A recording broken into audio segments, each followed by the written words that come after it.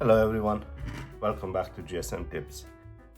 In today's video I will show you what's the correct way to prepare your phone for sale, or if you're giving it away, as resetting it is not going to help. Resetting it alone, you're gonna have to remove your accounts first from that device, so people wouldn't have to chase you, or if you, even worse, if you sell it online, then you'll have to refund the customer, and you will have it sent back, and it just saves the hassle. So for this, you go into settings, you got your Samsung account, sign out, you have to type the passcode,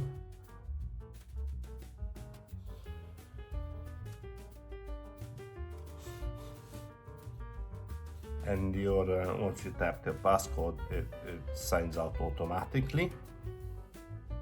Then the next step, accounts and backup, manage accounts.